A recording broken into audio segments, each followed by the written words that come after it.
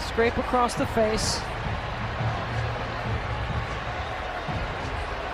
Well, Clark's saying you already hit me in the eye. Marina Mabrey really thought she could take a dirty shot at the WNBA's biggest star and get away with it. Bad idea. It is not that surprising that there are advancements and there are updates in the Connecticut Sun Indiana Fever game last. The WNBA just dropped a heavier fine on Marina Mabrey, and now she's scrambling to do damage control. Her excuse totally backfired, and fans aren't buying a single word of it. Did the league go far enough? Or should Mabrey have been suspended for what she did to Caitlin Clark? Because let's be real, this whole thing is a disaster. Mabrey thought she could bulldoze the face of the league on national TV and walk away with just a warning. But guess what? Actions have consequences, and she's learning that the hard way.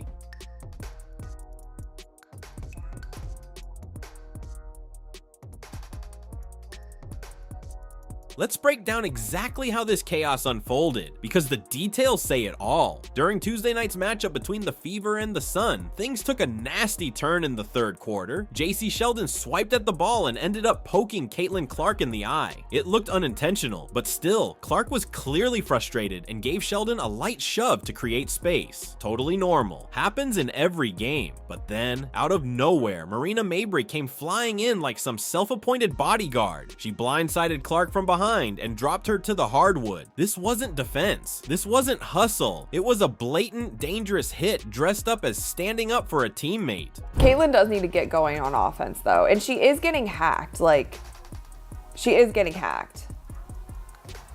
Oh my God! Why? What is going on? Why would she body slam her like that? The call should have been made earlier. There should have been like 14 fouls before she got jabbed in the eyeball. Oh, oh bro, what the hell? Oh my God. Bro.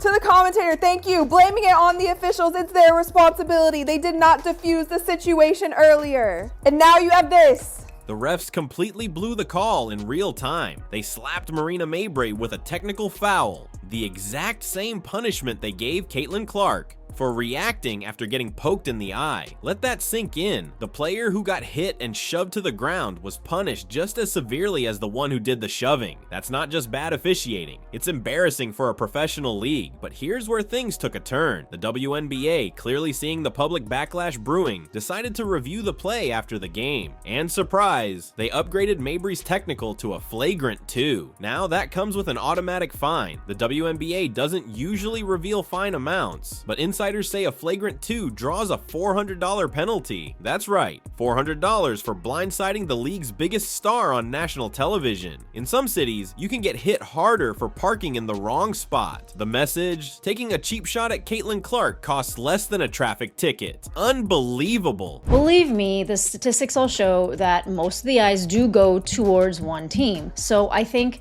the officiating towards this one team definitely is going to have to be very closely monitored and made sure that it is called as fairly as possible. Because I think that last night, a lot happened. There were 6 technical fouls issued. There were 3 ejections. The real story isn't the fine. It's the fact that Marina Mabrey wasn't suspended. That's the moment that exposes everything about how the WNBA handles its business. Let's be honest, if someone had leveled LeBron James like that in an NBA game, they'd be suspended before they even hit the locker room. But in the WNBA, apparently you can slam the league's most valuable star to the ground and suit up for your next game like nothing happened. And Mabrey's response? Pure comedy. She dropped a cryptic 8-word post basically saying, "Damned if you do, damned if you don't." Really? No one's dragging you for defending a teammate. You're getting dragged because you blindsided Caitlin Clark from behind. Something fans, players, and analysts all saw with their own eyes. That's not loyalty, that's a cheap shot. And now, somehow Marina wants to play the victim, as if the backlash is unfair, like she's the one being targeted. Let's not forget, she knocked down the most popular player in women's basketball on national TV, and now she's acting like the internet should feel bad for her. But it doesn't stop there. Her sister Marina Mabrey went straight to TikTok to celebrate the hit, laughing about it, as if Caitlin getting shoved to the floor was something to be proud of. Their mom even reportedly praised Marina for standing up for her teammate. Seriously? This whole family seems to be living in an alternate reality where dirty play equals pride. And this isn't a one-off. Marina Mabrey's been building a rep for years, and not the good kind. There are entire highlight reels of her starting drama on the court. She's been in countless altercations. Even Dejanai Carrington calls her my evil twin. If that's your nickname from one of the most aggressive players in the league, you might want to take a step back and self-reflect. Just check out the Women Hooping Instagram page. It's got over 175,000 followers and about half the clips of WNBA dust-ups. Yup, Marina Mabrey and Sophie Cunningham. These aren't just players who get fired up sometimes. They've built their brand on being agitators. And while some teams do need an enforcer, there's a line, and Mabrey didn't just cross it, she sprinted past it.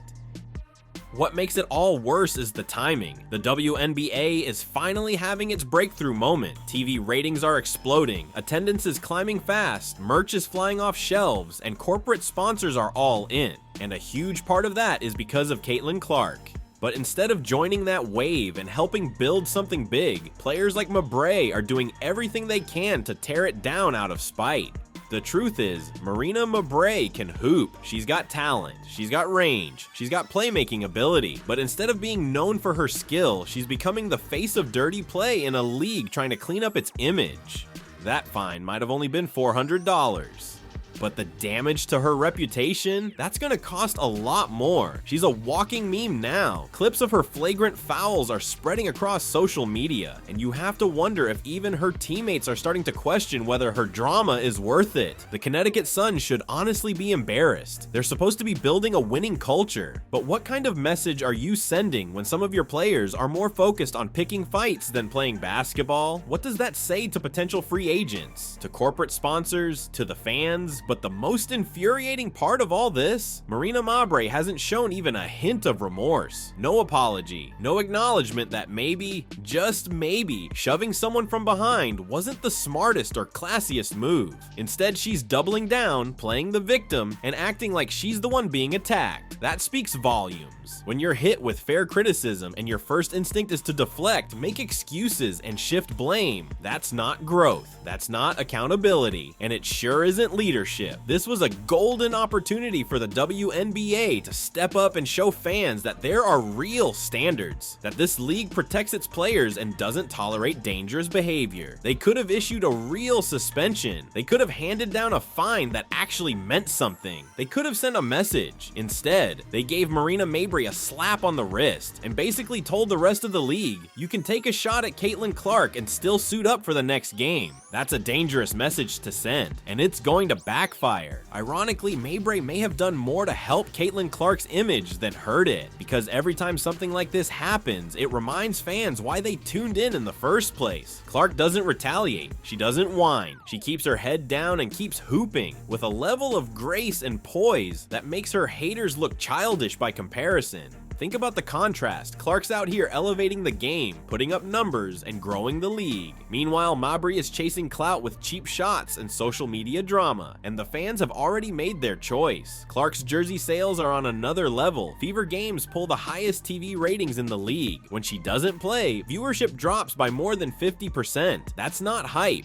that's reality. But instead of recognizing that and focusing on their own craft, players like Mabrey are choosing the villain role. It might make headlines for a week, but it's not a winning strategy in the long run. The most disappointing part? This whole mess took attention away from what should have been a great basketball story. The Indiana Fever got the win, 88-71. Clark dropped 20 points and dished out 6 assists. She was locked in. The team looked sharp. It was exactly the kind of performance that shows how far they've come. But instead of celebrating that, we're talking about flagrant fouls and bad behavior. That's not what this league needs right now. Not for the fans, not for the players, not for the sponsors. No one wins in that scenario. Marina Mabrey made a choice, and it wasn't basketball. It was chaos. And now she's facing the fallout. The fine, sure, it's minor, but the stain on her reputation, that's going to stick. She's painted herself as someone who loses control under pressure, someone who lashes out instead of staying composed. That's not what professional teams are looking for. That's not what sponsors want to stand behind. And the saddest part is, this whole thing was avoidable. She had the chance to take responsibility, to own the moment and move on, but instead she chose to play the victim, and that decision will follow her for the rest of her career. Let's be real about what this was actually about. This wasn't about defending JC Sheldon. This was about jealousy, plain and simple. Jealousy that Caitlin Clark is getting all the headlines. Jealousy that she's landing the biggest endorsement deals. Jealousy that she's become the face of the WNBA while Marina Mabrey is still playing a supporting role. And that jealousy, it's rotting the league from the inside out. Instead of embracing the spotlight Clark has brought to women's basketball, some players are trying to tear her down. Instead of building each other up, we're watching bitterness, envy, and pettiness play out in real time. And fans, they're not blind. They see exactly what's going on. Social media has erupted with people calling out Mabrey's behavior and rallying behind Clark. This idea that she was just defending a teammate is laughable. It's a weak excuse and nobody's buying it. Marina Mabrey didn't just commit a hard foul, she made a choice. A cheap shot that now has her paying the price. Sure, the $400 fine won't empty her bank account, but the hit to her reputation, that's far more costly. She's turned herself into a villain in a sport that's starving for heroes. And the saddest part, she doesn't even seem to understand why people are upset. That kind of blind arrogance, thinking you can do whatever you want and still be the victim, is actually stunning. The WNBA had a golden chance to show it takes player safety and league image seriously. Instead, they let it slide with a slap on the wrist. But while the league may have fumbled the moment, the fans didn't. The court of public opinion has already weighed in, and the verdict on Marina Mabrey is brutal. Her attempt to flip the script and play the victim, it backfired. That $400 fine is pocket change compared to the damage done to her name. This should have been a moment for the WNBA to protect its stars from reckless, jealous players. Instead, it's become a lesson in how not to handle rising tensions in a growing league. What did you think of Mabrey's response? Was it weak or just plain delusional? Drop your thoughts below, smash that like button, and subscribe for more raw WNBA coverage the mainstream media won't show you.